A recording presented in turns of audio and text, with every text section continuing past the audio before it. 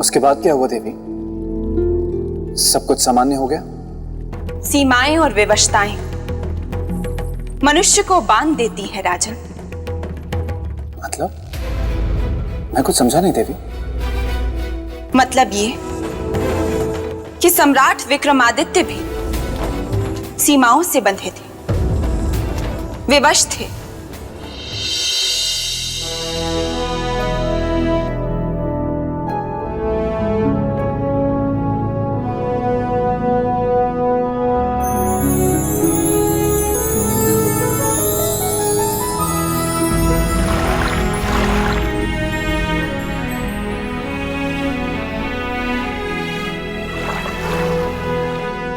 राहु अपना स्थान छोड़ विपरीत दिशा में जाएगा। वो 21वें दिन के तीसरे प्रहर की अंतिम घड़ी पुष्य नक्षत्र को खंडित कर देगा और बस वही होगा इस युग और सृष्टि का समाप्ति काल।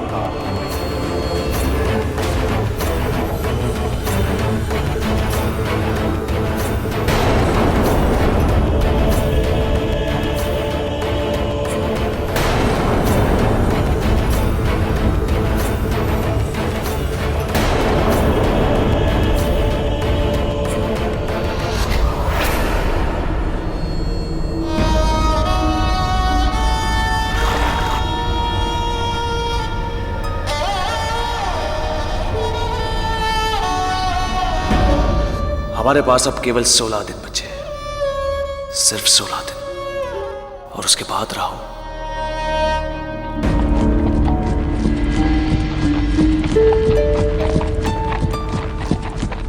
सम्राट की जय हो, सम्राट की जय हो। क्या यह सत्य है कि यह युग समाप्त होने वाला है? क्या 16 दिन बाद हमें से कोई जिंदा नहीं रहने वाला है महाराज? ये सृष्टि समाप्त हो जाएगी महाराज। बताइए महाराज, बताइए।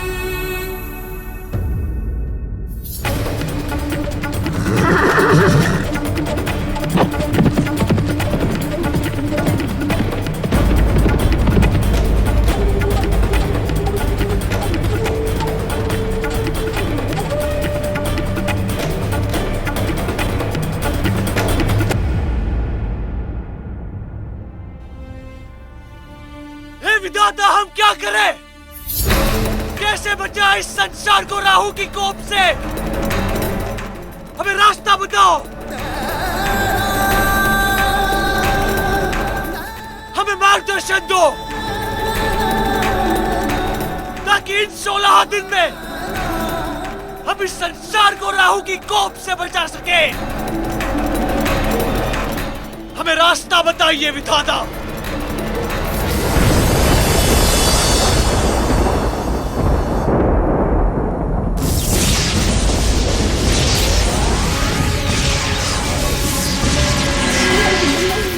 इंद्रदेव, इंद्रदेव हमारी सहायता कीजिए। हमें उपाय बताइए कि हम सौर मंडल में कैसे प्रवेश करें और कैसे हठी राहु को सृष्टि के विनाश से रोकें। इस विनाश को रोकने का केवल एक ही उपाय है। वो क्या है इंद्रदेव? आपको अपने इस सांसारिक शरीर को पंच तत्वों में, जिनसे यह शरीर बना है, अर्थात जल, वायु, अग्नि, अंतरिक्ष और पृथ्वी में परिवर्तित करना होगा। क्योंकि कोई भी मनुष्य इस शरीर के साथ ना तो सौर मंडल में प्रवेश कर सकता है और ना ही राहु का सामना कर सकता है। क्यों नहीं कर सकते? वो मनुष्य कायर होंगे इंद्रदेव। उन्हें अपने जीवन से मोह होगा। हमें ना तो भय है और ना ही अपने जीवन से मोह। तो फिर क्या अड़चन है इंद्रदेव?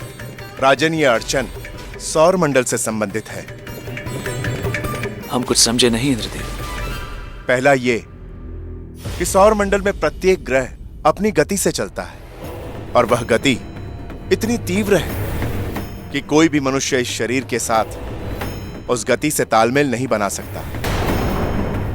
और दूसरा ये कि यदि आप किसी प्रकार अपने गुणों के आधार पर सौर मंडल में प्रवेश कर भी गए और राहु के सामने भी ये पहुंच गए, तो भी राहु के सामने आते ही आपके शरीर के टुकड़े टुकड़े हो जाएंगे।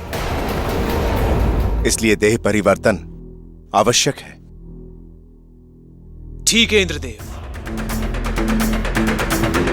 हम सृष्टि की रक्षा के लिए अपने सांसारिक शरीर को पंच तत्वों में परिवर्तित करने के लिए तैयार हैं। हम वचन देते हैं कि तप और साधना से इस सृष्टि में उपस्थित पंच तत्वों में मिल जाएंगे और एक हो जाएंगे। राजन, सम्राट विक्रमादित्य के पास समय अधिक नहीं था। समय था केवल 15 दिनों का। तो कहिए राजन, पंच तत्वों को साधने से लेकर सौर मंडल में प्रवेश करने, राहु को रोकने और सृष्टि को बचाने तक का कार्य मात्र 15 दिनों में कर पाना क्या संभव था सम्राट विक्रमादित्य के लिए? तो बोलिए बोलिए राजन, उत्तर दीजिए। क्या मात्र इतने कम समय में ये संभव था? बताइए, उत्तर दीजिए। बोलिए राजन, बोलिए, आपको बोलना होगा। बोलिए बोलिए, बताइए, बोलिए। बोलते क्यों नहीं? बोलिए बोलिए, बोलना पड़ेगा। बोलिए बोलिए, बोलना पड़ेगा आपको। बोल है?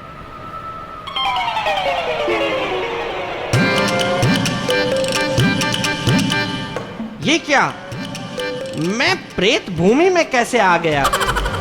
इसका तो ये अर्थ हुआ कि पराक्रम की पुतली ने इस बार मुझे बिना बताए ही गायब कर दिया। राजन, क्या आप आगे की कथा के लिए तैयार हैं? हाँ देवी, पूरी तरह। परंतु इस बार प्रश्न सरल नहीं है राजन। अब आएगा मजा। अब आया कठिन प्रश्न। और राजा भोज कोई मेरा मित्र विक्रम थोड़े ही है जो इस प्रश्न का उत्तर दे देगा। परीक्षा अगर सरल हो तो वह परीक्षा ही क्या? परीक्षा का अर्थ ही होता है दूसरों की इच्छा की कसौटी पर खरा उतरना। अब परीक्षार्थी से प्रश्न पूछिए देवी। प्रश्न अध्यात्म और योग से जुड़ा है। प्रश्न तो है, और कथा के अंत से ही तो जुड़ा होगा ना। जीवित तितलियां फिर से आ गई। इसका मतलब सौंदर्य लेखा आ गई। क्या करूं, कहां जाऊं, क्या करूं? हाँ, बंदर बन जाता हूं। नहीं नहीं, तब तो पूंछ भी आ जाएगी। कबूतर बन जाता।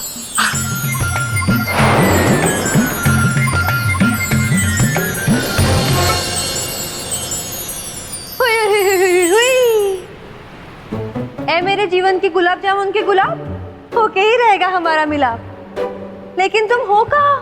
सामने तो आओ। अपनी सौंदर्य लेखा को ऐसे न सताओ। तुम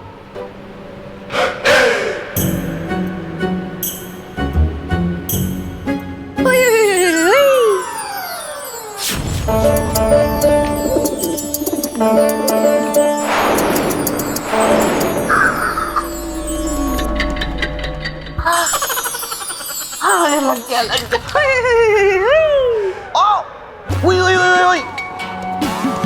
तुम्हें कोई और काम नहीं है क्या? जब देखो तब प्रेत लोक में आ जाती हूँ मुंह उठा के। मुझ में ऐसे कौन से पंख जड़े हुए जो तुम्हें मेरे अलावा और कोई नहीं भाता? यही तो है समस्या। तुम ही हो मेरे पूर्णिमा के चांद, बाकी सारे अमावस्या। देखो, तुम जाओ। कहीं ऐसा ना हो कि तुम्हारी वजह से मैं राजा भोज और पराक्रम की पुतली की बातें ना सुन पाऊं। ठीक है, मैं जाती हूँ। जाओ जाओ। लेकिन उससे पहले अपना मुंह खोलो और ये बोलो, सौंदर्य लेखा तुमसे सुंदर कोई न देखा। बस तुम ही हो मेरी भाग्य की रेखा। बोलो। सौंदर्य लेखा तुमसे सुंदर कोई नहीं देखा, तुम ही हो मेरे भाग्य की रेखा। अब एक बार हुई हुई हुई बोल दो ना। हुई हुई हुई हुई हुई। ऐसे नहीं, थोड़ा प्यार से। हुई हुई हुई हुई हुई।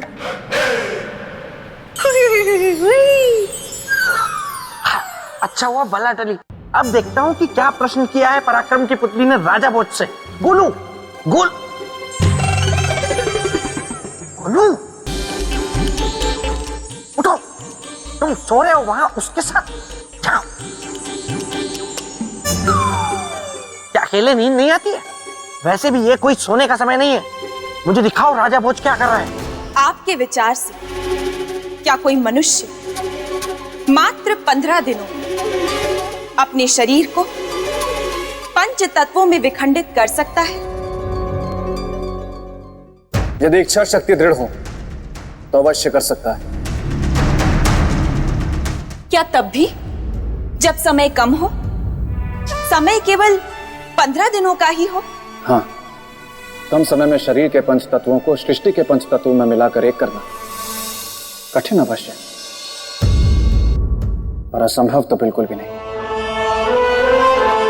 आपकी बातों का आधार क्या है राजन? आधार है मनुष्य के भीतर, उसकी आत्मा में बसने वाला उसका आत्मबल। क्योंकि आत्मबल ही मनुष्य को साहसी, निर्भीक और पराक्रमी बनाता है। जिसकी आत्मा जितनी ज्यादा बलशाली होगी, वो असंभव को संभव उतनी जल्दी बना पाएगा। और रही बात सम्राट विक्रमादित्य की, तो उनके लिए ना तो यह क्रिया असंभव थी और न समय अवरोध। वाह वाह राजा भोज वाह। ऐसे ही लोग तुम्हें महाप्रतापी और बुद्धिमान नहीं कहते हैं। एक ज्ञानी और पराक्रमी राजा ही दूसरे ज्ञानी और पराक्रमी राजा की प्रशंसा कर सकता है। अरे राजा भोज क्या कोई भी होगा तो मेरे मित्र की प्रशंसा तो करेगा ही, क्योंकि मेरा मित्र विक्रमादित्य है ही प्रशंसा के लायक। तो इसमें कौन सी तरबूज में तलवार मार दी राजा भोज ने? राजन, सम्राट विक्रमादित्य ने जल में खड़े होकर प्रण लिया। हम चक्रवर्ती सम्राट विक्रमादित्य समस्त दृश्य अदृश्य देवों एवं शक्तियों को साक्षी मानकर अपने शरीर को पंच तत्वों में विलीन करने का प्रण लेते हैं, प्रण लेते हैं, प्रण लेते हैं। राजन, दूसरा प्रश्न बताइए कि चक्रवर्ती सम्राट विक्रमादित्य ने सबसे पहले जल की ही साधना क्यों प्रारंभ की? देवी, पंच तत्वों में जल ही एक ऐसा तत्व है जो मनुष्य के शरीर में प्रत्यक्ष रूप से ना दिखते हुए भी पृथ्वी में प्रत्यक्ष रूप से दिखता है। बाकी सारे तत्व अप्रत्यक्ष हैं। इसलिए सम्राट विक्रमादित्य ने सबसे पहले जल तत्व की साधना की। और इस प्रकार चक्रवर्ती सम्राट विक्रमादित्य ने केवल 3 दिनों में ही जल को साध लिया। विचित्र अनहोनी है महारानी कि समय से पहले ही मात्र 13 दिनों के बाद ही इस युग का अंत हो जाएगा। बड़ा मिहिर जी, अंत केवल दिनों का होगा, युग का नहीं। क्योंकि हम जानते हैं सम्राट को, उनके संकल्प को। वो निश्चित ही समय से पहले राहु को रोक देंगे। ईश्वर करे ऐसा ही हो। महाराज बचाइए, महाराज, महाराज रक्षा कीजिए, हमारी रक्षा कीजिए महाराज, महाराज रखे हमारी रक्षा कीजिए महाराज, महाराज रक्षा कीजिए, देखिए कैसा नृत्य महाराज।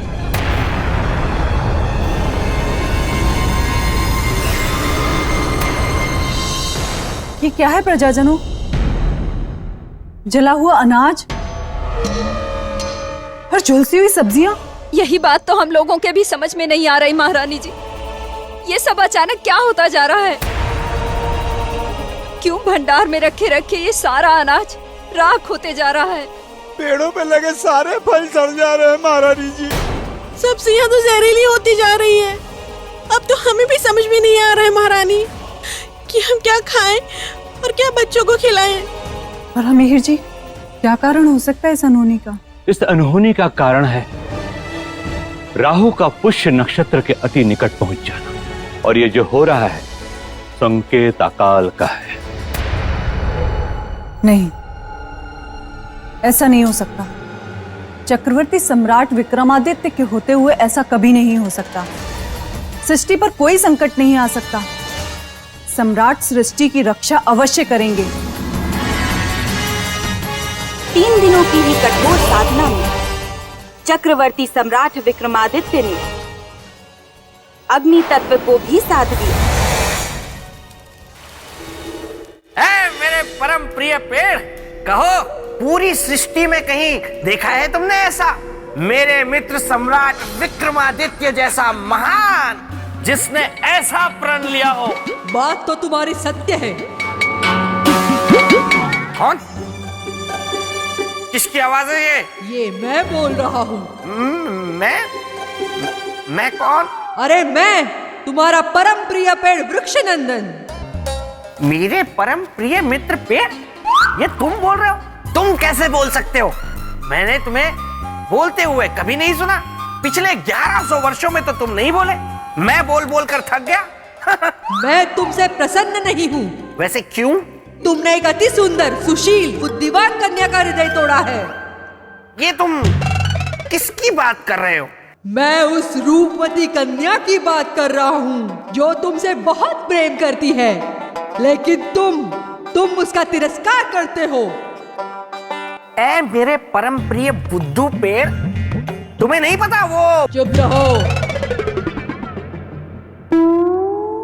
मुझे बताओ, क्या वो तुम्हें सुंदर नहीं लगती? लगती है। क्या उसे देख के तुम्हारे मन में तरंग नहीं जागती? जागती है। क्या उसकी बातें सुन के तुम्हारे मन में उमंग नहीं जगती? जगती है, लेकिन मैं विवाह नहीं करना चाहता। तो कान खोलो। खुले तो हैं। और सुनो, ये लो। अगर आज के बाद तुमने उससे प्रेम से बात नहीं की तो मुझ पे कभी मत लटकना। नहीं नहीं नहीं नहीं नहीं नहीं नहीं नहीं मेरे परम प्रिय पेड़, ऐसा मत कहो। पिछले 1100 वर्षों से मैं तुम पर ही तो लटकता और गिरता आया हूँ। सम्राट विक्रमादित्य पंच तत्वों को साधने में ऊपर की ओर अवश्य बढ़ रहे, किंतु दिन नहीं बढ़ रहे थे राजन, दिन कम हो रहे थे। पृथ्वी पर अकाल का प्रकोप बढ़ रहा है।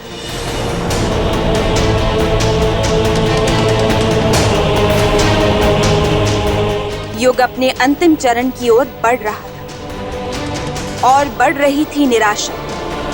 संपूर्ण पृथ्वी पर अब यदि कोई आशा बची थी तो वह थे केवल स्वयं चक्रवर्ती सम्राट विक्रमादित्य। और इस प्रकार दृढ़ प्रतिज्ञ सम्राट विक्रमादित्य ने केवल 15 दिनों में पंचतत्वों को अवश्य साध लिया।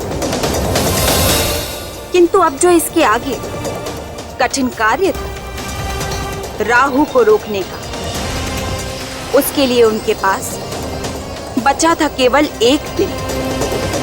और अब उसी एक दिन में उन्हें इस युग को समाप्ति से बचाना था।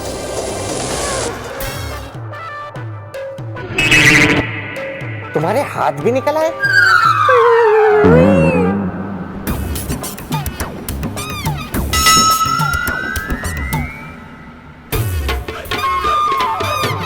तो तुम हो ये? हाँ मेरे बेताल, तुम सुर और मैं ताल।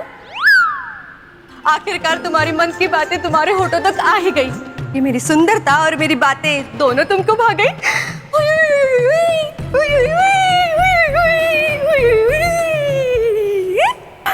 ऐसा मजाक मुझे बिल्कुल भी पसंद नहीं है सौंदर्य लेखा। और अभी तुम यहाँ से जाओ, क्योंकि मुझे देखना है कि पराक्रम की पुतली राजा भोज को मेरे मित्र विक्रम के बारे में और क्या बताती है। आज तो मैं तुम्हारी कोई भी बात मान लूं। विश्वास नहीं होता। ऐसे ही हर बार एक बार में चली जाए तो मेरी तो मृत्यु सफल हो जाए। पर इसका कुछ तो उपाय करना होगा। हाँ, प्रेत लोक में मेरे मित्र मस्तिष्क कुमार को संदेशा भेज के यहाँ बुलवा लेता हूँ। उसके पास जरूर इस समस्या का कुछ ना कुछ हल होगा।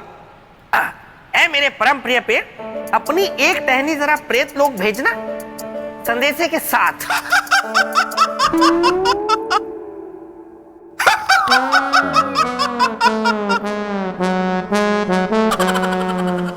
कौन है?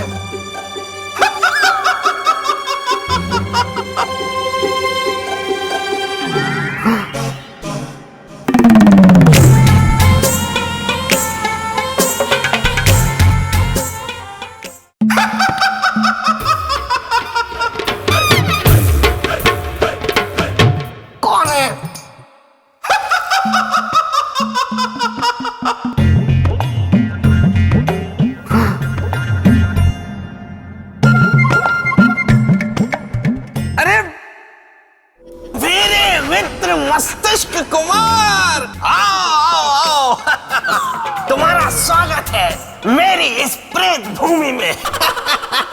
बस बेताल, तुमने सर से संदेशा भेजा था, इसलिए मैं ऐसे ही यहाँ आ गया। ये तुमने बहुत अच्छा किया मित्र। आओ बैठो। बैठ। बस बेताल, मैंने तब से तुम्हारी सर से समस्या जान ली और उसका हाथ से हल भी है मेरे पास। अच्छा तो जल्दी बताओ ना, वो बेतालनी मेरे पीछे ऐसे पड़ गई है जैसे शहद के पीछे मधुमक्खी। देखो बेताल, यह योजना यह है कि वो तुम पे मस से मरती है, इसलिए क्योंकि वो तुमको बस से बहुत अच्छा अच्छा तो मैं हूं ही। लैसे, लेकिन तुम्हें उसकी दृष्टि में उससे उठना नहीं बल्कि गा से गिरना है। ससे समझे? अब का से कान लाओ इधर और ससे सुनो।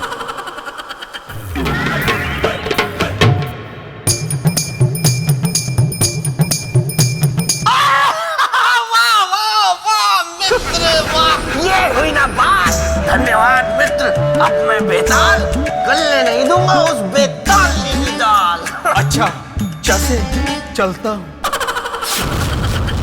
ये हुई ना बात। गोलू, गोलू बाहर आओ वहां से। मैं कहता हूं वहां से बाहर आओ। देवी जयलक्ष्मी कुछ कह रही है। सम्राट विक्रमादित्य ने जो संकल्प लिया था उसे पूरा करने के लिए वे राजमहल से निकलने की तैयारी में थे।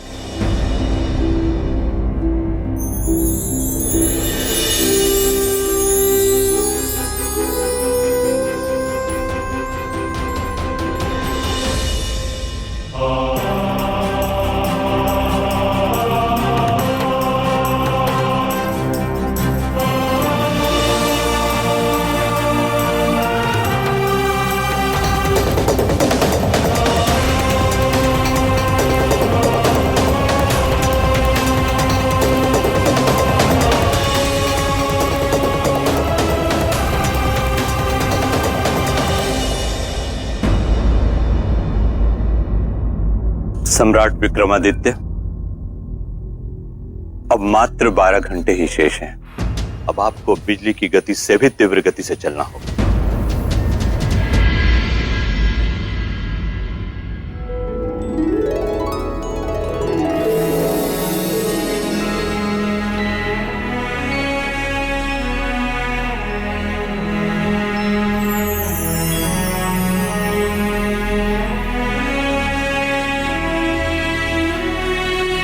महारानी चित्रलेखा, ये क्या है? मिट्टी। मिट्टी? जी सम्राट, ये केवल मिट्टी ही नहीं बल्कि मिट्टी के रूप में आपकी प्रजा का जीवन है, जिसे मैं आपकी मुट्ठी में दे रही हूं। यदि ये मुट्ठी खुल गई तो इसमें बंद मिट्टी के समान इस धरती पर रहने वाले सभी लोगों का जीवन बिखर जाएगा।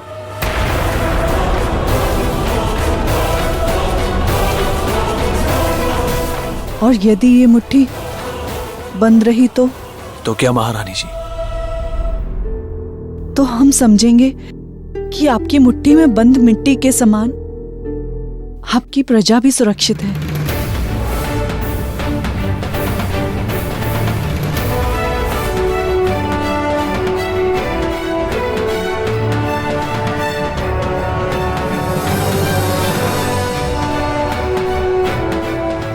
ये मुट्ठी बंद ही रहेगी।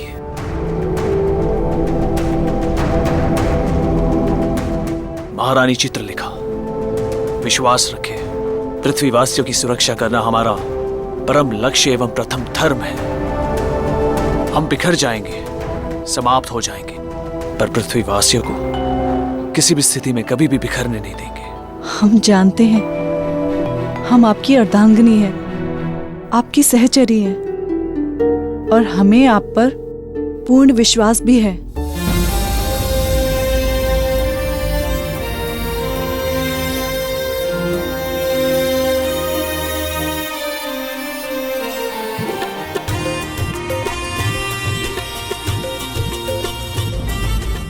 चलते हैं। अपना ध्यान रखिएगा। आप भी।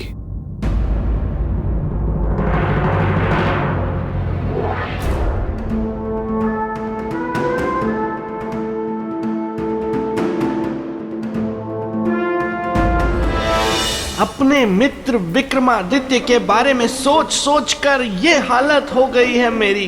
लेकिन मुझे पता है मेरे मित्र के लिए हर विपत्ति फूल पत्ती की तरह है। वो हर समस्या को तपस्या की तरह लेता है और उसे साध के दिखाता है। भले सिर्फ एक दिन शेष बचा हो, चाहे राहु देव को भी क्यों ना रोकना हो, इस सृष्टि को बचाने के लिए मेरा मित्र हार मानने वालों में से नहीं था।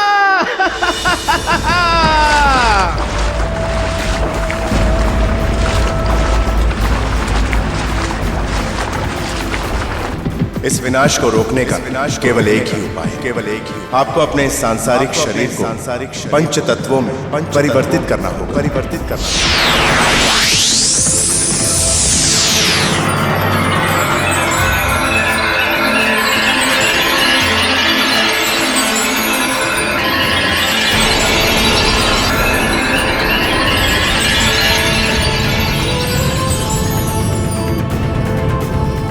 हम सौरमंडल पहुंच गए हैं, किंतु अब हमें शीघ्रता करनी होगी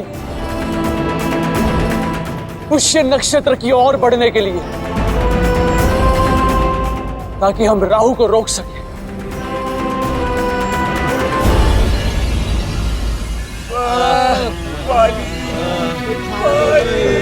कोई हमें भोजन करा दे। दिला दो कोई। महारानी जी, हमें जल पिला दीजिए।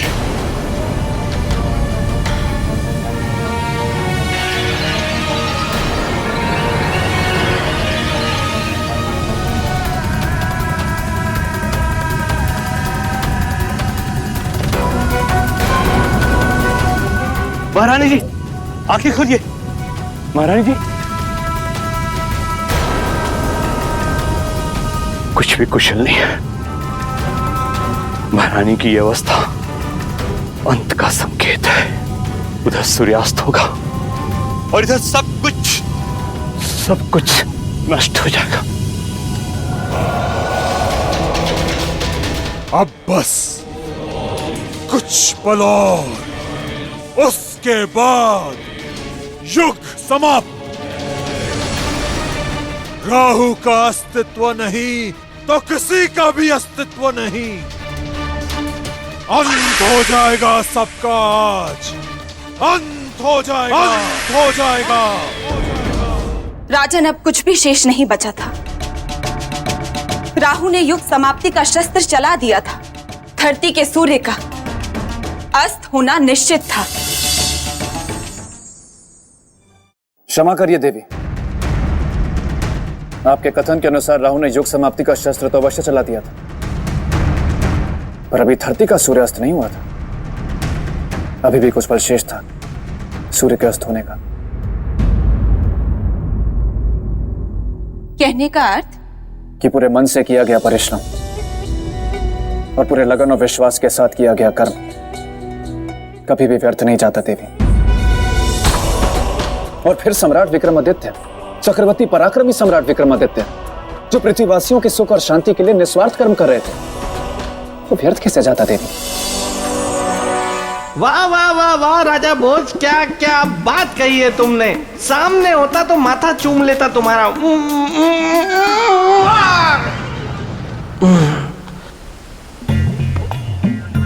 अच्छा हुआ किसी ने देखा नहीं। मेरे मित्र की इतनी प्रशंसा सुनकर मन प्रसन्न हो गया। लेकिन कर कौन रहा है? राजा भोज। हाँ? राजा भोज चाहे कितनी भी प्रशंसा क्यों न कर ले, मैं अपने प्रण से नहीं हटूंगा। तुम्हें याद है ना, मैंने प्रण लिया है कि अपने मित्र महाप्रतापी पराक्रमी चक्रवर्ती सम्राट विक्रमादित्य के सिंहासन पे मैं उस राजा भोज को बैठने नहीं दूंगा, क्योंकि मैं हूं बेताल। गलने नहीं दूंगा राजा भोज की दाल। उस सिंहासन पे सिर्फ मेरा मित्र बैठ सकता है, या फिर कोई ऐसा जो मेरे मित्र सम्राट विक्रमादित्य की बराबरी कर सके। देवी, सम्राट विक्रमादित्य का संकल्प उस उद्देश्य को प्राप्त किए बिना सफल नहीं होता। आगे क्या हुआ देवी? मैं सुनाऊं?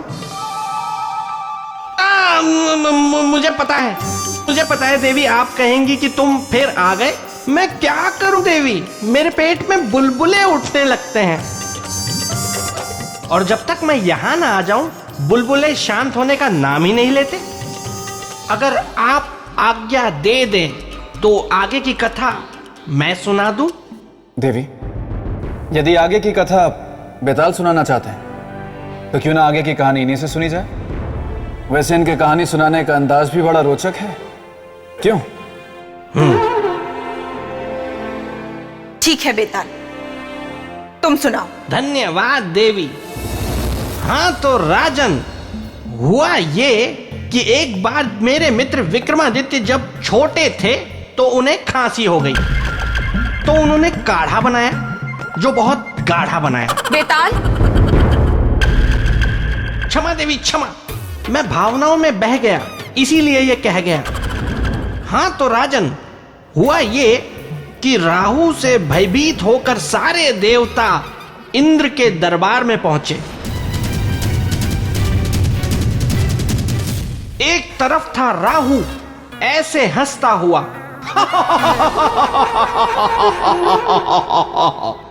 और दूसरी तरफ था मेरा मित्र विक्रमादित्य एकदम शांत ऐसे। और फिर हुआ दोनों में आमना सामना। सम्राट विक्रमादित्य, आप यहाँ क्यों आए हैं? आपके इस अनर्थ को रोकने राहुदेव, आपको ये बताने आए हम, पुष्य नक्षत्र को खंडित करने का अर्थ है पृथ्वी लोक का विनाश। यही तो मैं चाहता हूं सम्राट विक्रमादित्य, कि पृथ्वी लोक का विनाश हो।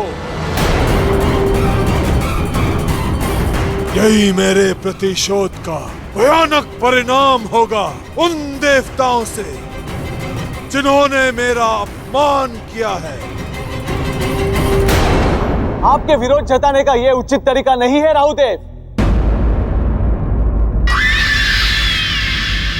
इस विरोध में तो आपका निजी स्वार्थ झलक रहा है। आप देव होकर अपने स्वार्थ के लिए निर्दोष मानव जाति को नष्ट कर देना चाहते हैं। इतना बड़ा पाप, इतना बड़ा अधर्म, वो भी केवल अपने प्रतिशोध के लिए।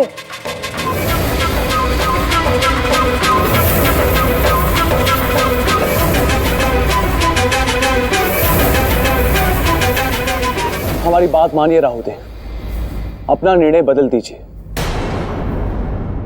और रही बात आपके न्याय और सम्मान की, तो उसे हम दिलवाएंगे, ये वचन है हमारा।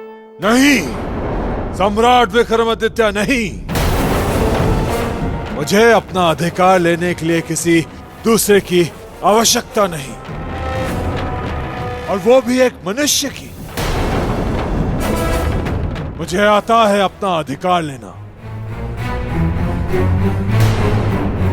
इसीलिए भलाई इसी में है कि आप मेरे मार्ग से हट जाइए और मुझे अपना संकल्प पूरा करने दें। कौन सा संकल्प? पुष्य नक्षत्र को खंडित करने के संकल्प को? हाँ, वो भूल जाए राहुदेव, क्योंकि आप उस संकल्प को कभी पूरा नहीं कर पाएंगे। कौन रोकेगा मुझे? हम रोकेंगे, हम रोकेंगे।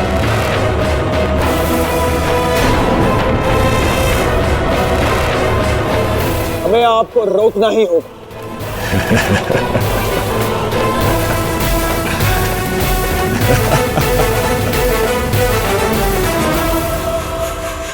हमें आपको रोकना ही होगा।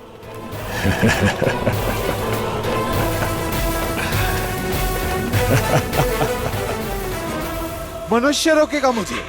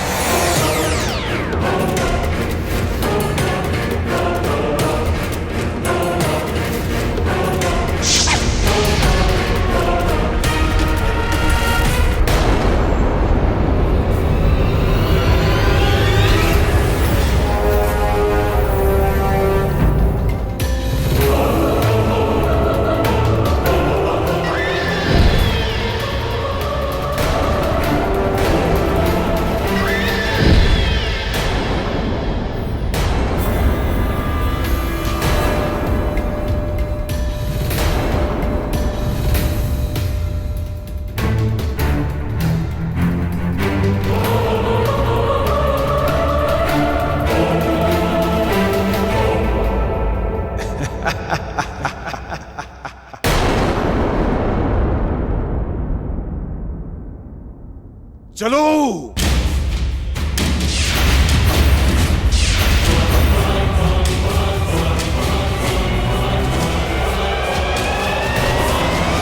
राहु देव को पता ही नहीं था कि वे जिसे साधारण मनुष्य समझकर ललकार रहे हैं, युद्ध कर रहे हैं, वो कोई साधारण मनुष्य नहीं है, बल्कि वो महाशूरवीर, महाप्रतापी है। राजन, इस बात से मुझे एक बात याद आई। एक बार जब मेरे मित्र विक्रमादित्य के पैर में एक कांटा चुभ गया था, तो पता है उन्होंने क्या किया?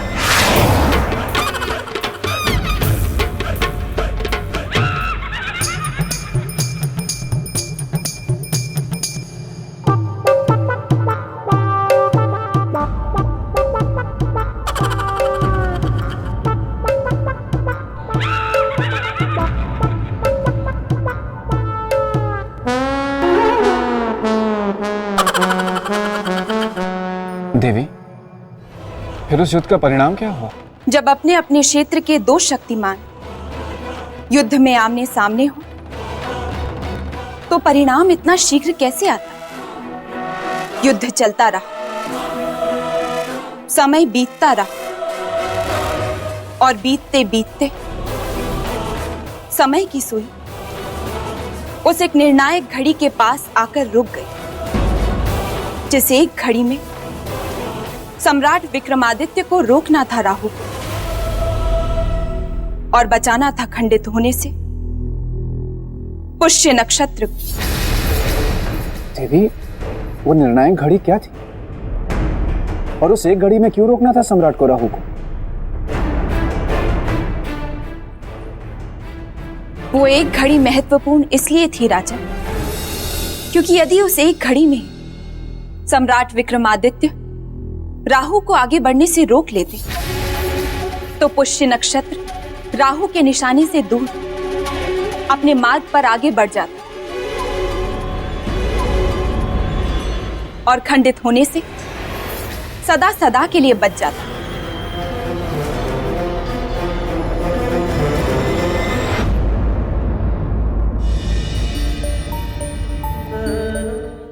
देवी, फिर उस युद्ध का परिणाम क्या हुआ? जब अपने अपने क्षेत्र के दो शक्तिमान युद्ध में आमने सामने हो, तो परिणाम इतना शीघ्र कैसे आता? युद्ध चलता रहा, समय बीतता रहा, और बीतते बीतते समय की सुई उस एक निर्णायक घड़ी के पास आकर रुक गई, जिस एक घड़ी में सम्राट विक्रमादित्य को रोकना था राहु को और बचाना था खंडित होने से पुष्य नक्षत्र को। देवी, वो निर्णायक घड़ी क्या थी और उस एक घड़ी में क्यों रोकना था सम्राट को राहु को? वो एक घड़ी महत्वपूर्ण इसलिए थी राजन, क्योंकि यदि उस एक घड़ी में सम्राट विक्रमादित्य राहु को आगे बढ़ने से रोक लेते तो पुष्य नक्षत्र राहु के निशाने से दूर अपने मार्ग पर आगे बढ़ जाता और खंडित होने से सदा सदा के लिए बच जाता। हम किसी भी मूल्य पर इस संसार का विनाश नहीं होने देंगे। परम पिता परमात्मा राहु देव के इस हठ ने वनस्पति से लेकर जीव जंतुओं के जीवन के अस्तित्व को संकट में डाल दिया। हमें आशीर्वाद दीजिए कि राहु देव के इस हठ धर्म को पराजित कर हम इस विनाश लीला को रोक सके। आशीर्वाद दीजिए हमें।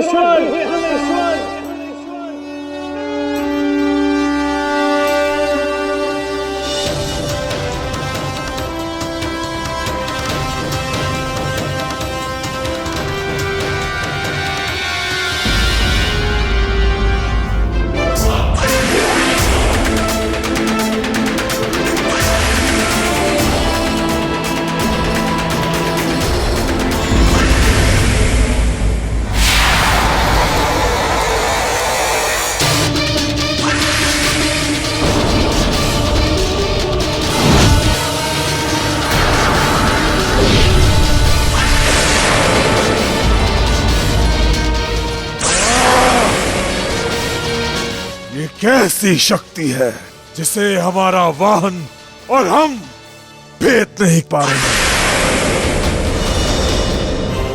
और इस प्रकार चक्रवर्ती सम्राट विक्रमादित्य ने एक साथ अपनी सारी शक्तियों का प्रयोग कर राहु को रोक दिया और वो घड़ी टल गई जिस घड़ी में राहु पुष्य नक्षत्र को खंडित कर सकता था।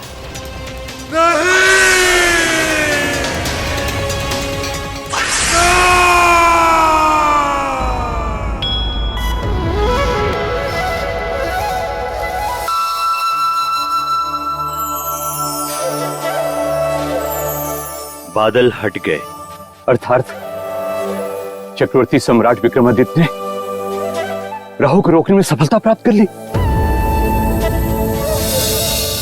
महारानी जी, होश में आइए, आंखें खोलिए महारानी जी, साक्षी बनिए चक्रवर्ती सम्राट विक्रमादित्य की सफलता का। संसार से संकट टल गया महारानी जी।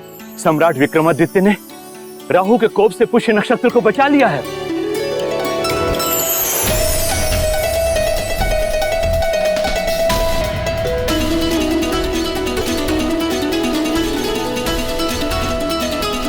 सम्राट की, सम्राट की, सम्राट की, सम्राट की, सम्राट की, सम्राट की।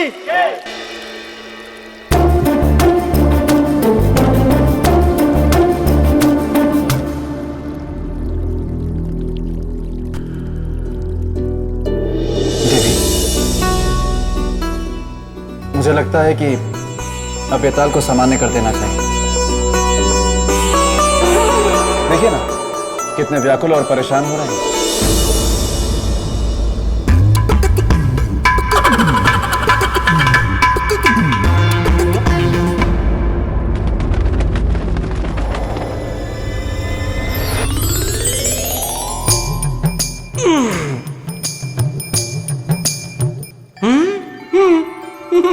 सम्राट विक्रमादित्य की जय। देवी जयलक्ष्मी की भी जय।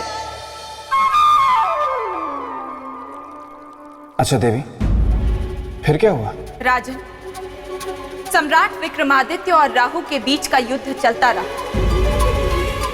और इस युद्ध में एक घड़ी ऐसी आई जब असंभव है मुझे रोकना, असंभव।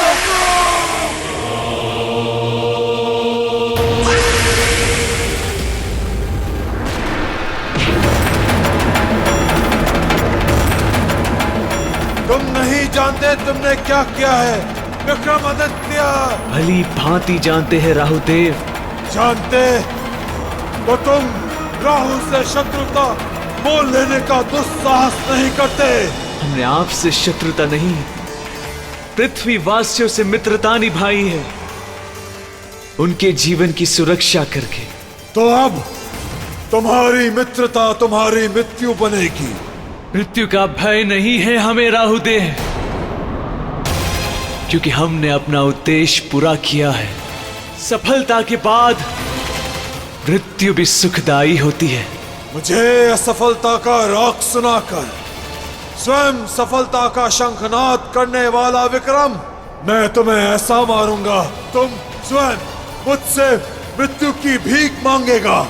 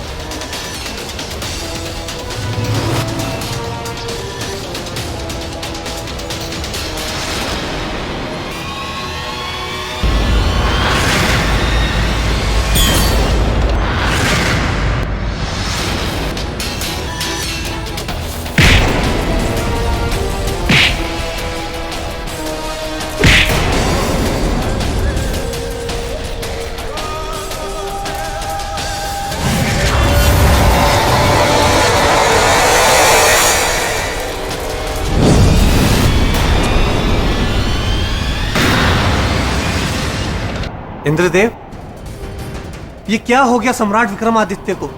वो राहु का सामना क्यों नहीं कर पा रहे? क्योंकि पराक्रमी सम्राट विक्रमादित्य की सारी शक्ति राहु को रोकने में ही नष्ट हो गई है। अब उनके पास शक्ति बची ही नहीं है कि वो राहु का सामना कर सके।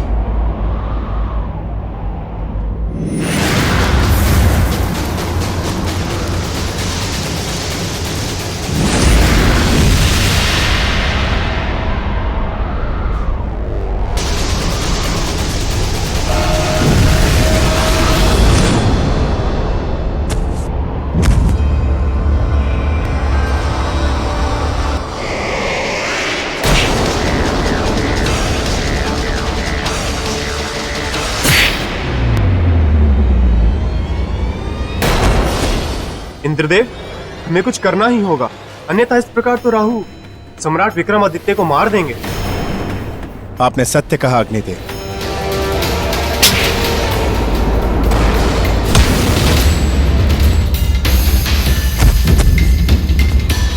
मेरे विचार से अब हमें ब्रह्मदेव को समाधि से जगाना चाहिए। केवल एक वही है जो सम्राट विक्रमादित्य को राहु के प्रकोप से बचा सकते हैं।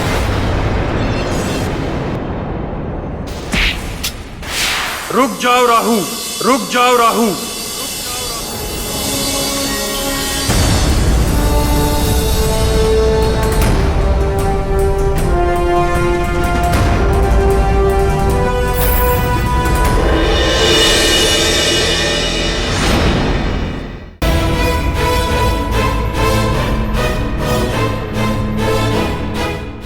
नहीं ब्रह्मदेव, आज मैं नहीं रुकूंगा। ये मेरा शत्रु है, मेरे प्रतिशोध के मार्ग पे बाधक है। आज मैं इसे जीवित नहीं छोड़ूंगा ब्रह्मदेव। शांत राहु, शांत। क्रोध विनाश की अग्नि है, इसीलिए मैं अपने क्रोध की अग्नि में से जलाकर भस्म कर दूंगा। उससे क्या प्राप्त हो? शांति ब्रह्मदेव, सुख। आप नहीं जानते मैं कितना अशांत हूं। आपने मुझे देवत्व का स्थान दिया, उसके बाद भी उस इंद्र ने मुझे अपने दरबार से निकाल दिया, अपमानित करके निकाल दिया ब्रह्मदेव। और अब इस विक्रमादित्य ने मेरे प्रतिशोध लेने का अवसर भी छीन लिया मुझसे। यह अपराधी है ब्रह्मदेव, बहुत बड़ा अपराधी, और उसका दंड केवल मृत्यु है। इसलिए आप बीच में मत आइए। ठीक, नहीं आऊंगा तुम्हारे बीच। किंतु एक बात बताओ, तुम्हारे इस क्रोध और प्रतिशोध का कारण क्या है? स्थान ही ना स्थान। मैं तुम्हें ब्रह्मलोक में स्थान देता हूं। आज से मैं तुम्हें ब्रह्मलोक का सभासद नियुक्त करता हूं। क्या? हाँ, आज से तुम ब्रह्मा के दरबारी कहलाओगे। सत्य ब्रह्मदेव? हाँ राहुल, आज से तुम मेरे लोक में वास करो। आपका बहुत बहुत धन्यवाद ब्रह्मदेव।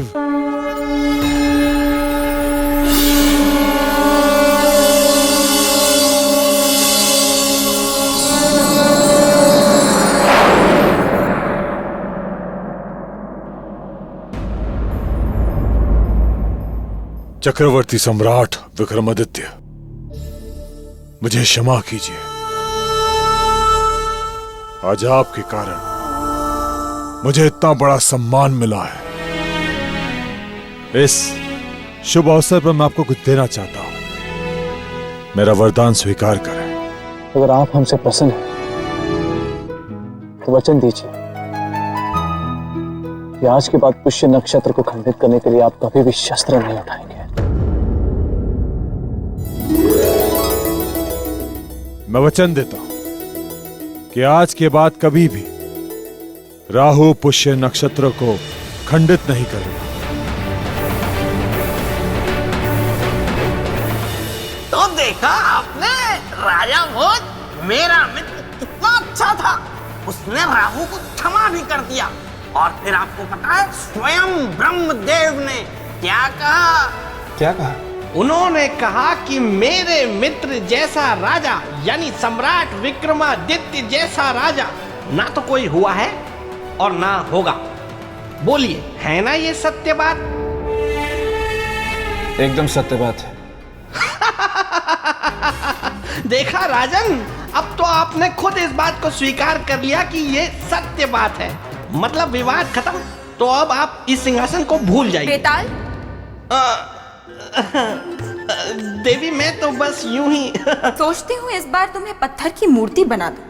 नहीं नहीं नहीं नहीं नहीं, नहीं। मैंने तो कुछ बोला ही नहीं है और मैं तो कुछ बोलूंगा भी नहीं। मैं तो यहाँ रहूंगा भी नहीं। नहीं नहीं, मैं यहाँ रहूंगा लेकिन यहाँ नहीं रहूंगा। यहाँ रहकर मैं वहां रहूंगा और कुछ नहीं बोलूंगा। राजन, उसके बाद राहु ने सम्राट विक्रमादित्य को उनकी खोई हुई शक्तियां वापस लौटा दी। सम्राट विक्रमादित्य की, सम्राट विक्रमादित्य की, सम्राट विक्रमादित्य की।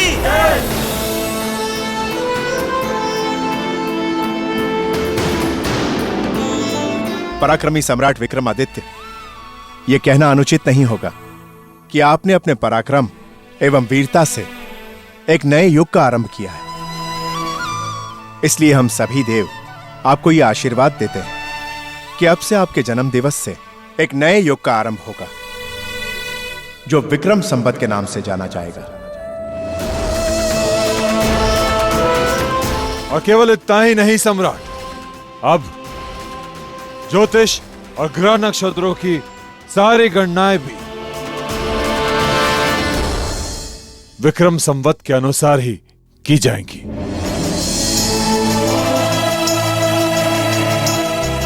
इस सम्मान के लिए बहुत बहुत धन्यवाद देव। किंतु देवगणों, इस सम्मान के पीछे राहु देव का भी बहुत बड़ा योगदान है। यदि वो हमारे सामने चुनौती बनकर नहीं आते तो ये सम्मान भी आसमान के तारे की तरह होता। राजन, मैं इस सिंहासन में पराक्रम की रक्षिका जय लक्ष्मी आपको चक्रवर्ती सम्राट विक्रमादित्य के पराक्रम की कहानी सुना दी। अब मुझे आज्ञा दें।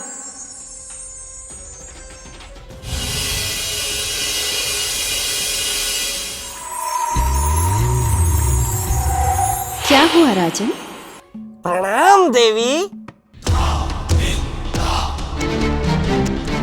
खुद को पराक्रम के तराजू में तौलने का कर रहे हो प्रयास,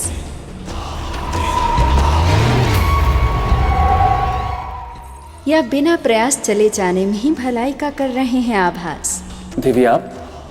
हाँ, मैं विचारों के भंवर में उलझ गए? नहीं, क्या दुविधा है?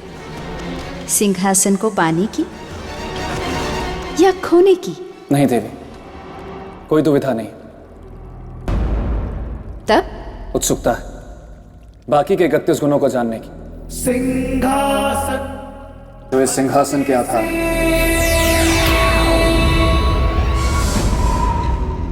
यदि इरादा अटल हो तो उत्सुकता भी शांत हो जाएगी, किंतु उससे पहले एक प्रश्न है। अवश्य। आपने सम्राट विक्रमादित्य के पराक्रम की कहानी तो सुन ली जी, तो बताइए, व्यक्ति की 2 शक्तियों में कौन बड़ी है? कौन है सबसे शक्तिशाली, तन की शक्ति या मन की शक्ति? किस शक्ति धारक को आप कहेंगे सबसे भाग्यशाली?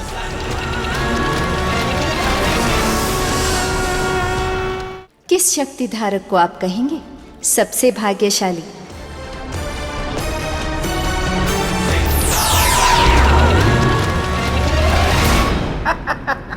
राजन, आप बहुत अच्छे इंसान हैं। आप अपनी प्रजा का बड़ा अच्छा ख्याल रखते हैं। वाह वाह वाह वाह वाह। आप कहाँ इस सिंहासन और इन पुतलियों के चक्कर में पड़ गए? कहाँ इस प्रश्नोत्तर के खेल में आप अपना समय व्यर्थ कर रहे हैं? अरे छोड़िए ये सब प्रश्नोत्तर का खेल, जाने दीजिए इस सिंहासन को। आप जाइए, जाकर आप अपना राजपाट संभालिए, प्रजा का ध्यान दीजिए। वैसे भी आप मेरे मित्र की बराबरी नहीं कर पाएंगे। बेटा, भले ही मैं तुम्हारे मित्र की बराबरी ना कर पाऊं, परंतु तुम्हारी प्रशंसा अवश्य करूंगा। तुम्हारा जैसा मित्र मिलना एक सौभाग्य की बात है। एक ऐसा मित्र जो अपने मित्र के विरुद्ध एक भी शब्द ना सुने, जो किसी और को उनकी बराबरी करने का मौका तक न दे। आप महान हैं, महान। मैं तो स्वभाव से ही ऐसा हूं राजन। वैसे मैं भी सोच रहा था कि आपकी प्रशंसा करूं। राजा भोज, अगर आप चतुर हैं तो मैं भी महाचतुर हूं। आप डाल डाल हैं तो मैं पात पात। समझ जाता मैं आपकी हर बात बात को। आप मेरी और मेरे मित्र की प्रशंसा करके उस सिंहासन तक पहुंचना चाहते हैं। लेकिन मैं ऐसा कभी नहीं होने दूंगा। ये क्या हो गया? भाग बेटा।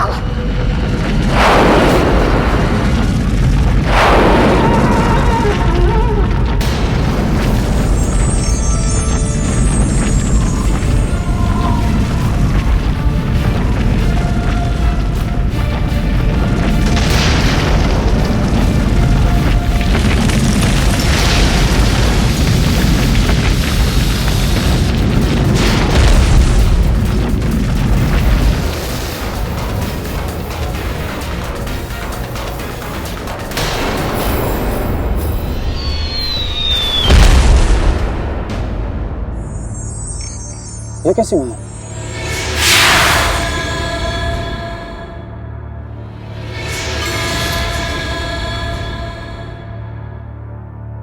ये मैं कहाँ आ गया हूँ?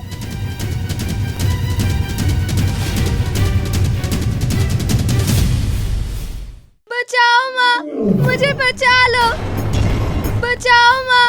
किसकी आवाज है?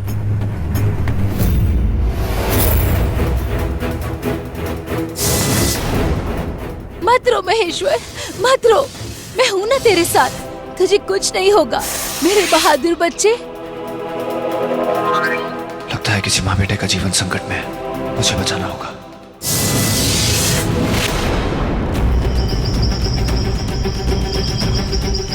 ये मार डालेगा मुझे, माँ मुझे ये मार डालेगा, माँ माँ मुझे ये मार डालेगा।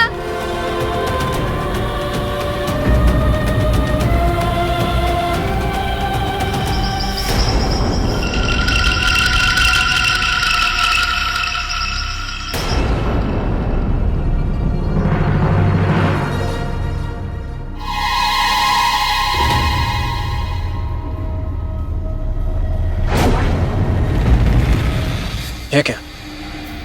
मैं तो शेर के पंजों का पीछा कर रहा था। ये दानव के निशान कहां से हो गए? कहीं कोई माया तो नहीं?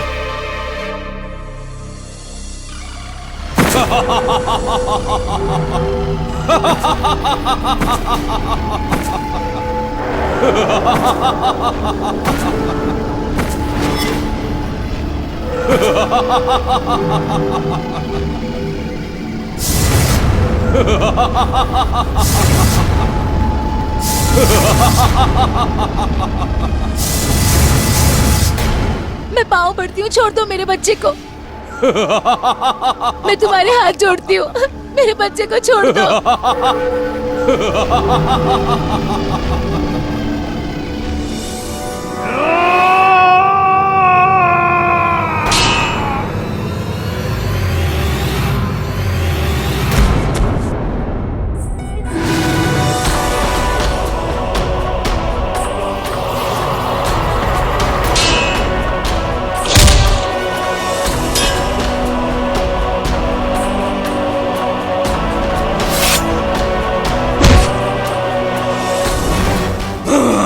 खबरदार जो आगे बढ़े,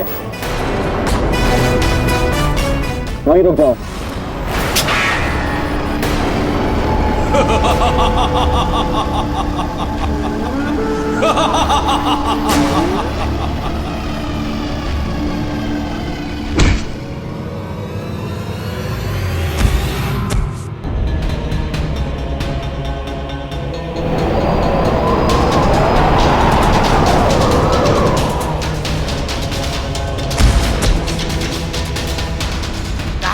सिंहासन के चक्कर में मत पड़ो, बहुत मार खानी पड़ेगी।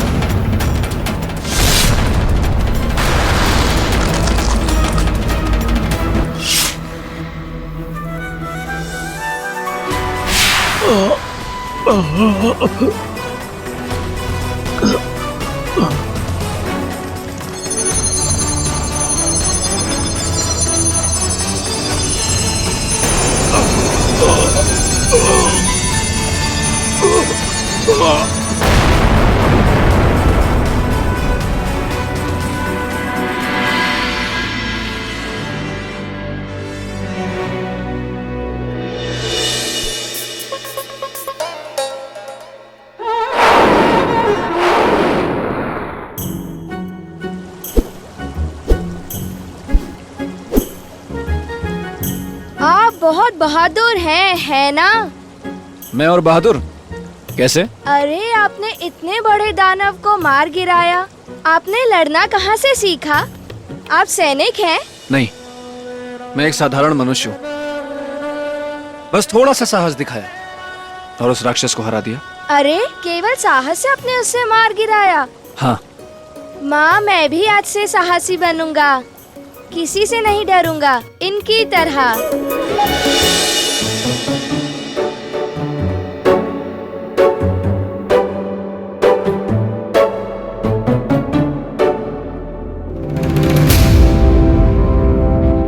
कहिए बेटा, कोई आवश्यक था? वाह वाह राजन वाह, क्या युद्ध किया है आपने उस दानव के साथ, मजा आ गया। मैं बस आ ही रहा था, वो मुझे थोड़ी देर हो गई, वरना आपको युद्ध की आवश्यकता ही नहीं पड़ती। मैं अकेला ही काफी था उसके लिए। भली भांति पता है मुझे ये बात। लेकिन राजन, आप भी ना मान नहीं रहे। देख रहे हैं कि सिंहासन को पाने के रास्ते में कितनी मुश्किलें आ रही हैं आपको, लेकिन फिर भी अड़े हुए हैं। अब भी कहता हूँ, समय रहते उज्जैनी वापस लौट जाइए राजन। आप नहीं जानते, लेकिन मैं जानता हूँ आपके रास्ते में भयंकर मुसीबत आने वाली है। मुसीबतों से कायर घबराते हैं बेटा। ठीक ठीक है राजन, ठीक है। मेरा कार्य था आपको समझाना, समझना नहीं समझना आपका कार्य है, आपका काम आप अपनी जाने, मैं चला। लेकिन अगर कहीं मेरी कोई आवश्यकता हो ना तो मुझे अवश्य याद कीजिएगा, मैं अवश्य आऊंगा, मन हुआ तो। याद रखूंगा। जय महाकाल। जय महाकाल।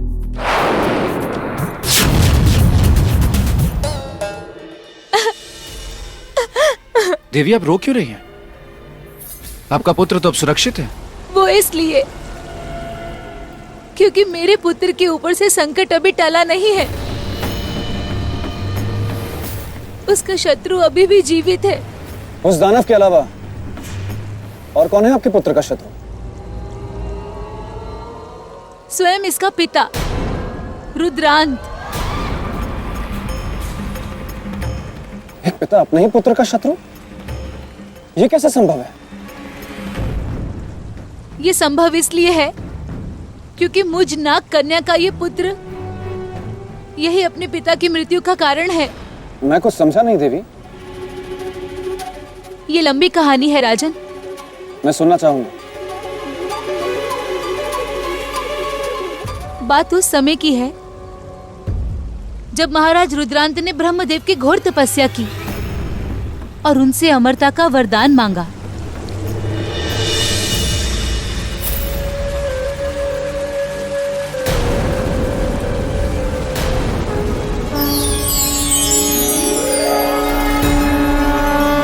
रुद्रान, आंखें खोलो रुद्रान। प्रणाम ब्रह्मदेव। मैं तुम्हारी तपस्या से प्रसन्न हुआ। कहो क्या चाहते हो रुद्रान? मुझे आपसे अमर होने का वरदान चाहिए ब्रह्मदेव। नहीं रुद्रान, नहीं, मैं तुम्हें अमर होने का वरदान नहीं दे सकता। इस संसार में कोई भी अमर नहीं है। जिसका जन्म हुआ है उसकी मृत्यु निश्चित है। किंतु हाँ, तुम्हारी तपस्या व्यर्थ नहीं जाएगी, फल अवश्य मिलेगा। जाओ, मैं तुम्हें वरदान देता हूँ, जो भी तुमसे युद्ध करेगा उसकी सारी शक्ति तुम में आ जाएगी और वो शक्तिहीन हो जाएगा। तब तो मैं अमर हो जाऊंगा ब्रह्मदेव, मेरी मृत्यु नहीं होगी। नहीं रुद्रान, तुम्हारी भी मृत्यु होगी और उसका कारण होगा तुम्हारा पुत्र। मेरा पुत्र? हाँ, तुम्हारा पुत्र। जब वो 7 वर्ष का होगा तब वो तुम्हारी मृत्यु का कारण बनेगा।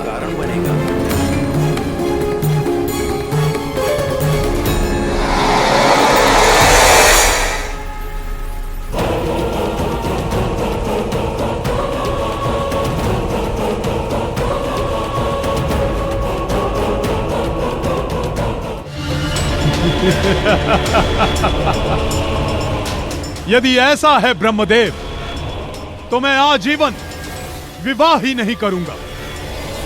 अमर, अमर, अमर, अमर। किंतु देवी, जब रुद्रांत को पता था कि उसका पुत्र ही उसकी मृत्यु का कारण होगा, तो उसने आपसे विवाह क्यों किया?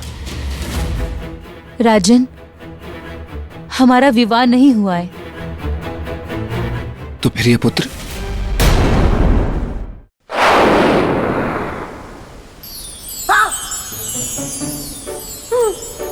जीवित तितलियां। इसका मतलब सौंदर्य लेखा आ रही है। क्या करूं, क्या करूं? हाँ, मस्तिष्क कुमार की सुझाई युक्ति का उपयोग करता हूं।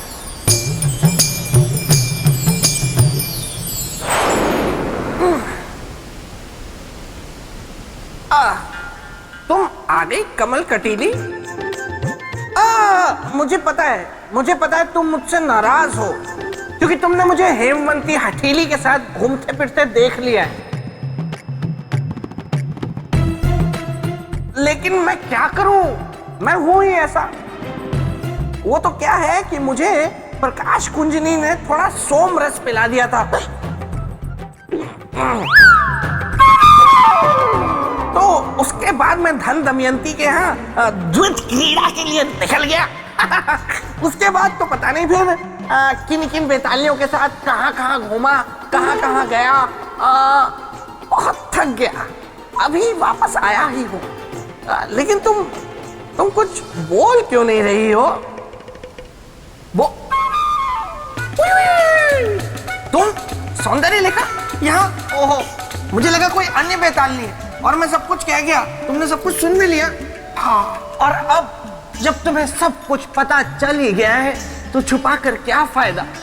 देखो, यही सच है, जिसे तुमने अपने प्रेम की बगिया का एक फूल समझा था वो एक कांटा है, यानी मैंने तुम्हें छला है, मैं छलिया हूं। लगता है झटका लगा है। वो वाला हुई। हाँ, अरे मैं सोमरस पीता हूं, मैं द्वैत क्रीड़ा करता हूं, अरे मैं कई बेतालियों के साथ घूमता फिरता हूं। क्या हुई? मैं यहाँ तुम्हें अपनी बुराइयों पे बुराइयां बता रहा हूँ और मुझ पर क्रोधित होने की बजाय तुम मुझ पर प्रसन्न हो रही हो। हाँ, मेरे प्रेम की जंगल के हाथी, ऐसा ही तो चाहती हूँ मैं जीवन साथी, जिसकी दीवानी हो प्रेत लोग की सारी बेताली, फिर वो कटीली हो या हटीली, वो प्रकाश कुंजनी या मृदंग मलिनी। अब तो मैं तुम्ही से विवाह करूंगी। लगता है मेरे पिताश्री मुझे रहे हैं पुकार। चलो मैं चलती हूँ, लेकिन विवाह के लिए रहना तैयार।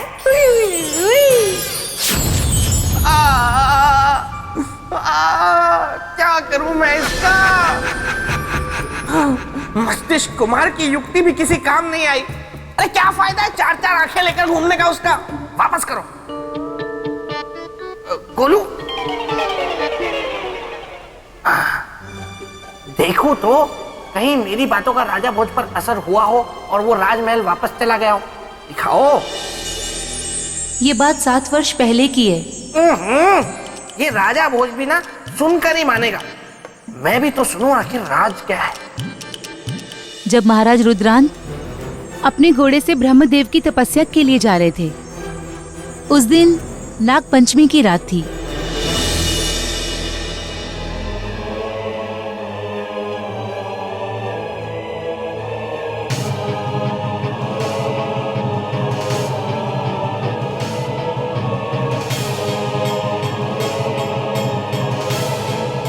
हे देवादिदेव महादेव, आज नाग पंचमी की इस रात को आप हम सभी नाग कन्याओं की मनोकामना पूरी करते हैं। आज अपनी इस पुत्री नागमती को ऐसा वर दीजिए जो आपने कभी किसी नाग कन्या को ना दिया हो और ना कभी किसी ने मांगा हो। मैं अपनी कोख से, अपने नागकुल से बिल्कुल अलग एक संतान को जन्म देना चाहती हूँ।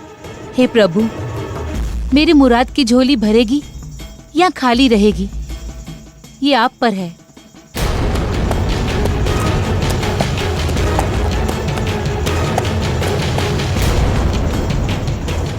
इस गुफा के भीतर रोशनी है, मुझे यहां जल अवश्य मिलेगा।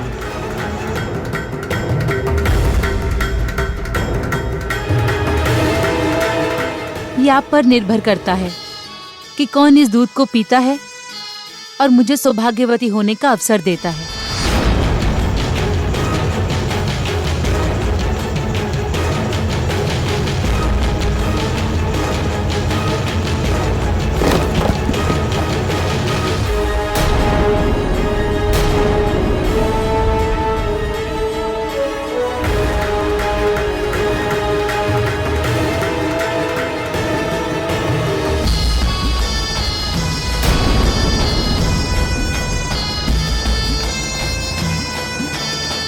महाराज रुद्रांत ने मेरा हाथ पकड़ लिया और दूध का कटोरा लेकर पी गए। दूध पीते ही महाराज का रूप तेजवान हो उठा। उनके शरीर से एक तेज निकला जिसे मैंने धारण कर लिया।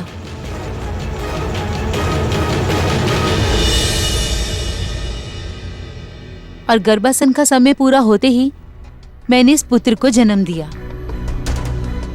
महाराज तो अपनी तपस्या के लिए चले गए थे और मैं प्रतीक्षा करती रही।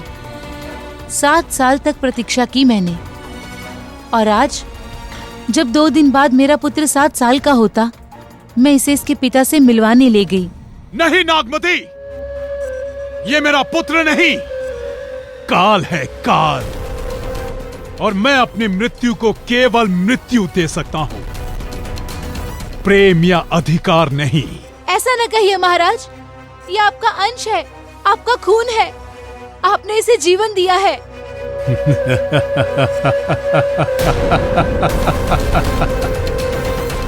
और मृत्यु भी मैं ही दूंगा।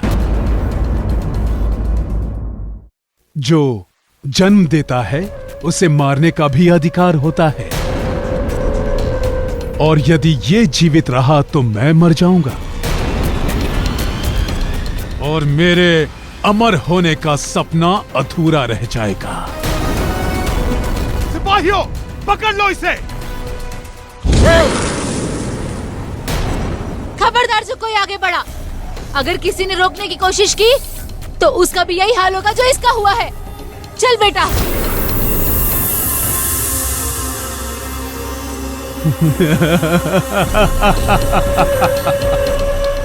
मैं अमर हूं नागमती।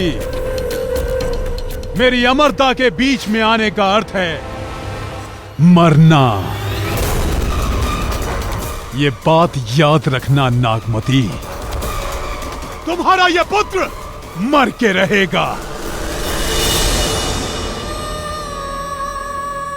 और तब से मैं अपने पुत्र मनेश्वर को लेकर भाग रही हूँ।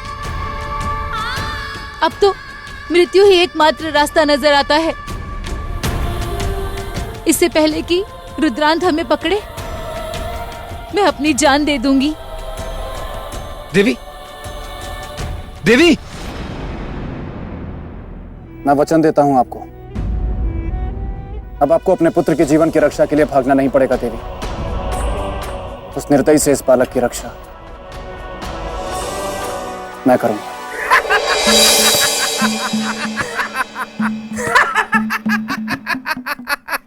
क्या हुआ बेताल, इतना हंस क्यों रहा?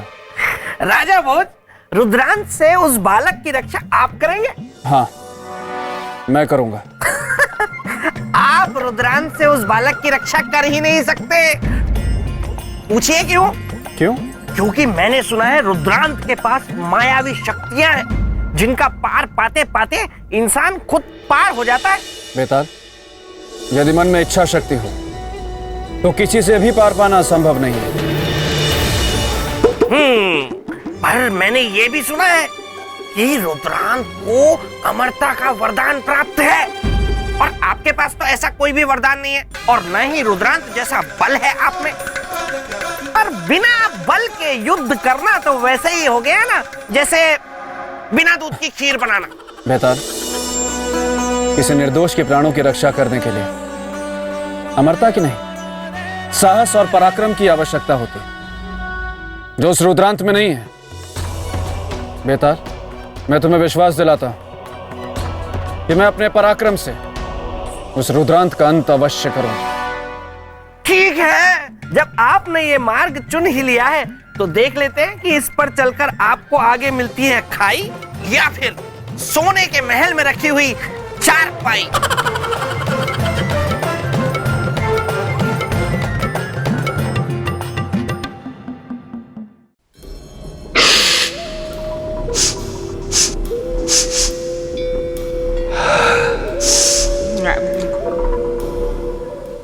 बढ़िया सुगंध,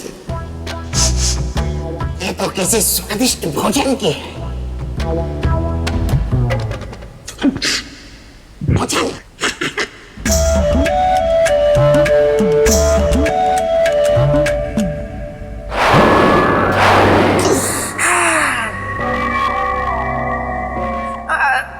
नहीं,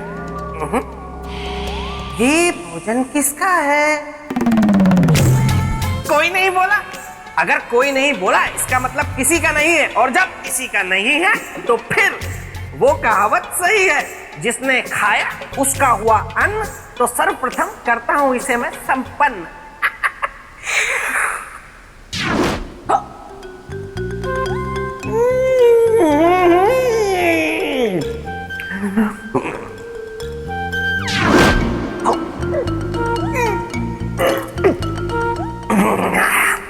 भोजन के साथ साथ पात्र भी बड़ा स्वादिष्ट था।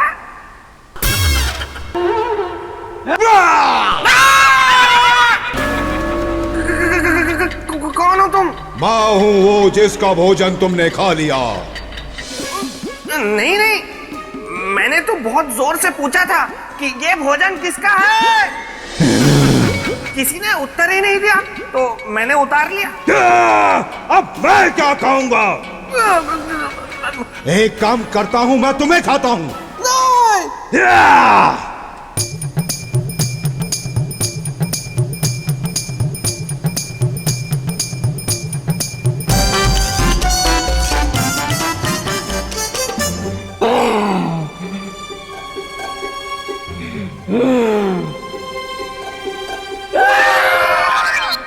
राक्षस भ्राता, ये क्या है? ये भोजन मेरी प्रिय पत्नी ने बनाया था। वाह वाह वाह वाह, राक्षस भ्राता, आप तो सुंदर होने के साथ साथ भाग्यवान भी हैं। वाह वाह, इतनी अच्छी धर्म पत्नी मिली आपको जो इतना स्वादिष्ट भोजन पकाती है। वाह वाह वाह। तुम चाहो तो ऐसी पत्नी तुम्हें भी मिल सकती है। अच्छा, कैसे? ऐसे।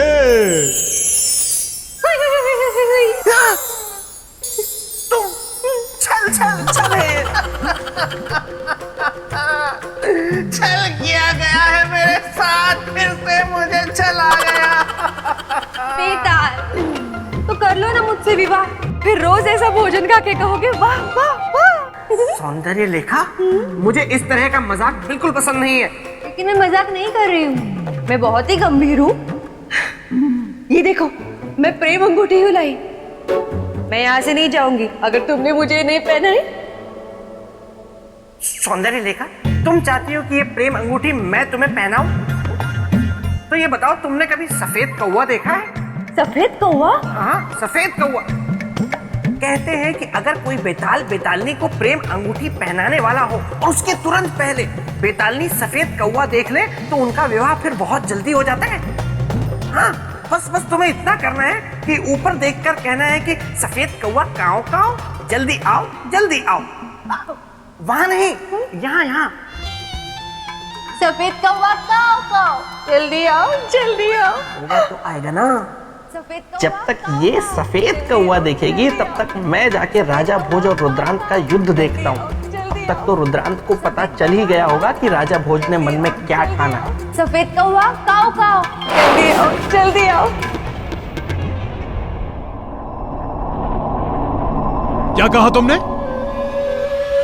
वो खुद को राजा भोज कहता है और मेरी मृत्यु को पालने का प्रण किया है। अब मेरे पुत्र के साथ साथ उसे भी मरना होगा, मरना होगा। जरासुर, जरासुर, जरासुर कहाँ हो तुम? जरासुर कहाँ हो तुम? जरासुर कहाँ हो तुम?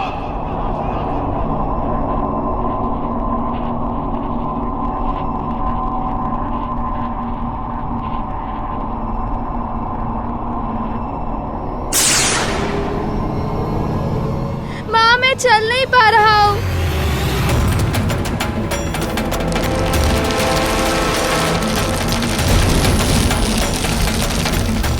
राजन, ये क्या हो रहा है? मेरे पाँव आगे नहीं बढ़ रहे हैं।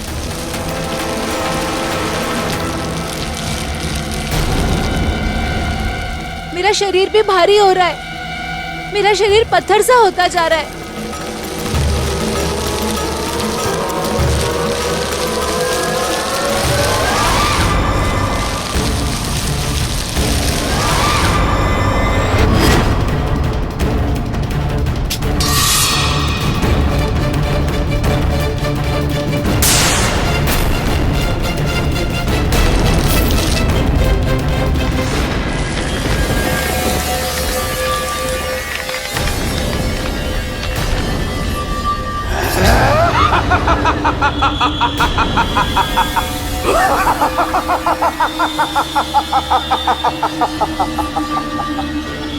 ये तो होना ही था, क्योंकि तुम लोग इस जड़ासुर के प्रभाव क्षेत्र में हो, मेरी माया के जाल में चलने फिरने से मजबूर, भागने से लाचार राजा भोज, अब इन दोनों के साथ तुम भी मारे जाओगे।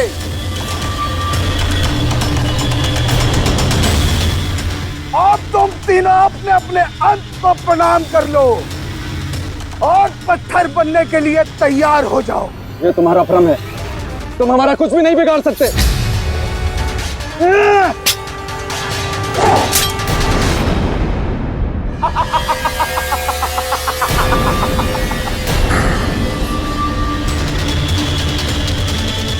मेरी मुट्ठी में बंद रेत के समाप्त होने से पहले अगर तुमने सैम को बचा लिया तुम बच जाओगे, अन्यथा रेत खत्म तो तुम तीनों का जीवन भी खत्म। इस परीक्षा में राजा भोज कहीं अपनी जान ना गवा दे। तुम तीनों का समय प्रारंभ होता है। इससे बचने का भी एक ही उपाय है, नाद ब्रह्म ओम का प्रयोग, क्योंकि ओम ही एक ऐसी ध्वनि है, एक ऐसी शक्ति है जो हमारे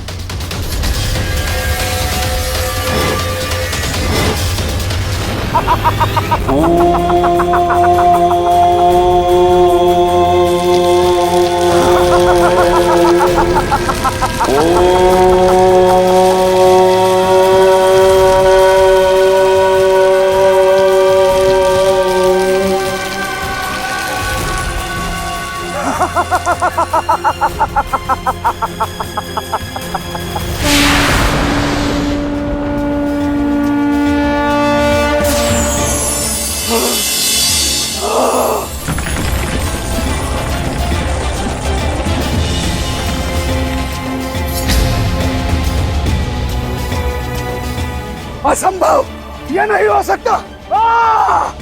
असंभव, ये नहीं हो सकता, नहीं हो सकता, असंभव।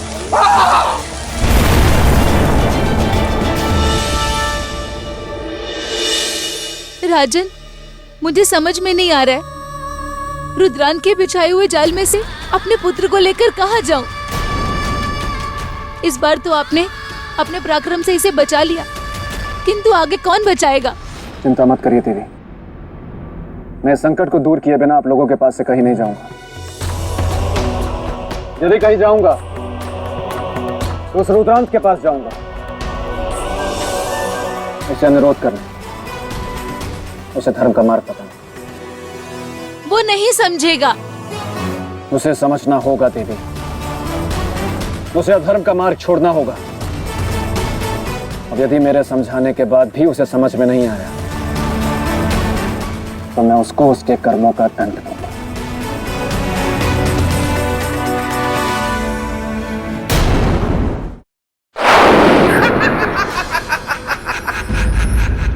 राजन, अगर आप उस दानव को परास्त करके और जड़ासुर को हराकर आप सोच रहे होंगे कि आपने बंजर जमीन पर फसल उगा दी, लेकिन आप गलत सोच रहे हैं।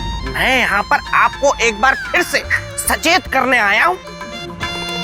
उज्जैनी लौट जाइए और जाकर अपना राजपाट संभालिए। बेताल, आपको अचानक से हमारी इतनी चिंता होने लगी कि बार बार हमें सचेत करने आ रहे हैं। चिंता मुझे आपकी इसीलिए हो रही है राजन, क्योंकि आप उज्जैनी के राजा हैं और उज्जैनी मेरे मित्र विक्रमादित्य की नगरी है। और जब राजा ही सुरक्षित नहीं होगा तो नगर कैसे सुरक्षित रहेगा? वो कहावत है ना राजन कि अगर शीश शेष है तो मुकुट तो कई मिल जाएंगे, और आप उज्जैनी के शीश है राजन, इसीलिए कहता हूँ उज्जैनी लौट जाइए ना। जाऊंगा बेताल, अवश्य जाऊंगा, किंतु उस रुद्रांत के पास उसके कर्मों का दंड मैं दूंगा। अरे अरे, ये सुनता भी तो नहीं है।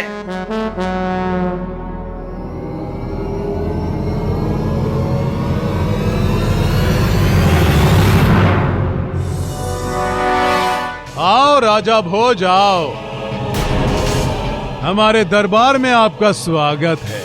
मेरे आने का उद्देश्य स्वागत सत्कार नहीं है रुद्रांत। उद्देश्य की बात बाद में करेंगे।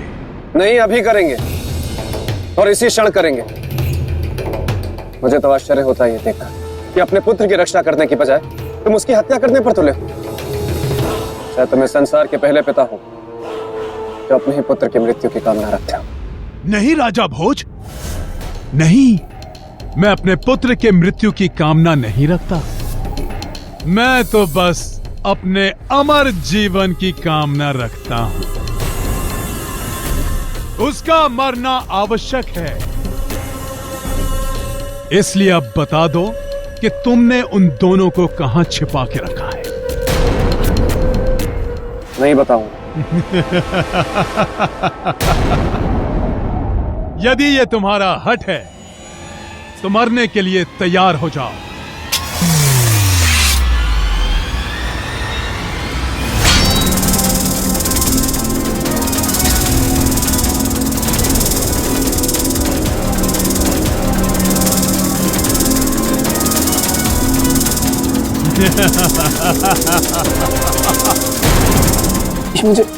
ये मुझे क्या हो रहा है? मैं शक्तिहीन महसूस कर रहा हूं।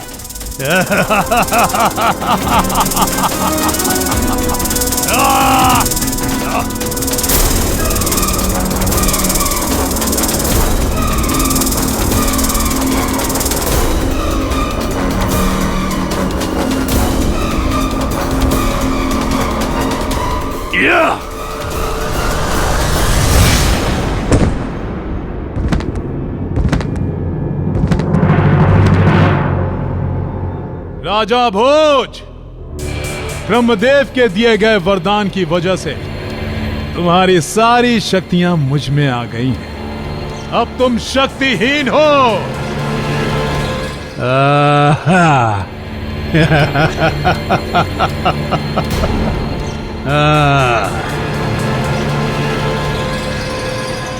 विक्रांत, जिसके मन में पराक्रम होता है उसे ना जीवन का मोह होता है और ना मृत्यु का भय। मेरी बात समझने की कोशिश करो। अपने अत्याचार के क्रूर पंजे को अपने पुत्र के सर से हटा लो। मत कहो उसे मेरा पुत्र, वो मेरा पुत्र नहीं, सबसे बड़ा शत्रु है, शत्रु। और उसकी रक्षा करने वाला प्रत्येक व्यक्ति भी मेरा शत्रु है। और शत्रु को छोड़ना रुद्रांत का सिद्धांत नहीं।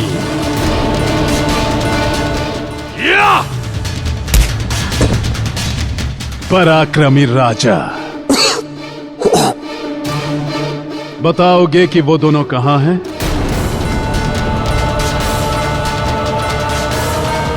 नहीं बताऊंगा। नहीं बताओगे तो मरने के लिए तैयार हो जाओ।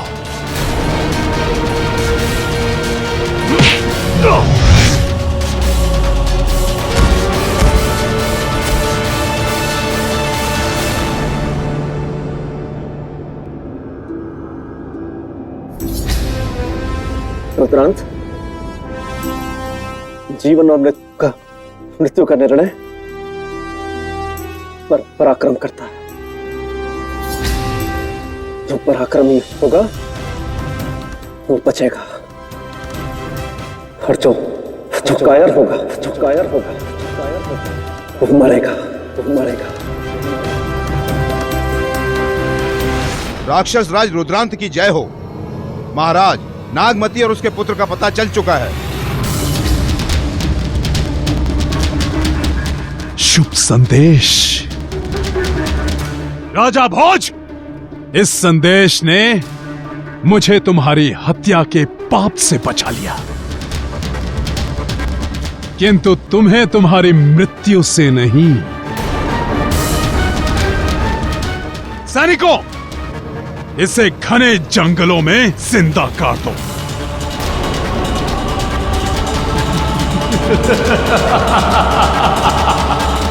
तब इसे पता चलेगा कौन पराक्रमी है और कौन कायर।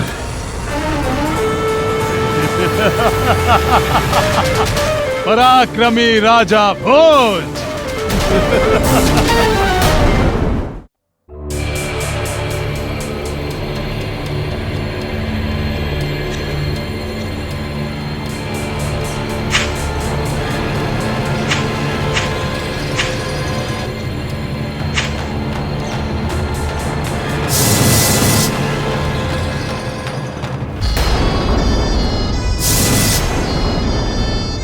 खबरदार जो एक कदम भी आगे बढ़े या मेरे पुत्र को छुआ, याद रखना सबका अंत कर दूंगी मैं।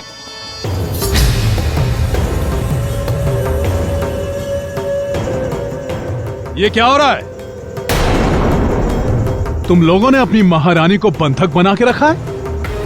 हटो। महारानी नागमती, ये मेरे कोरे शब्द नहीं हैं, भाव हैं, भाव है मेरे हृदय के।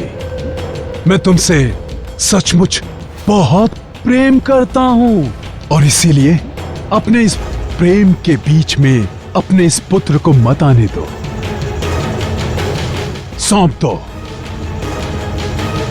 सौंप दो मुझे मेरे काल को। कदापि नहीं सौंपूंगी। मैं किसी कीमत पर तुम्हें अपने पुत्र की हत्या करने नहीं दूंगी।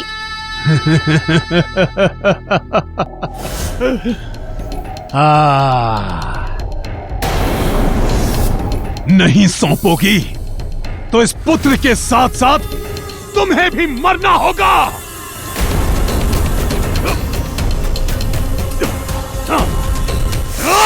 पिताश्री नहीं, मेरी माँ को कुछ मत कीजिए। जो भी करना है मेरे साथ कीजिए। मैं आपके साथ कहीं भी चलने को तैयार हूँ।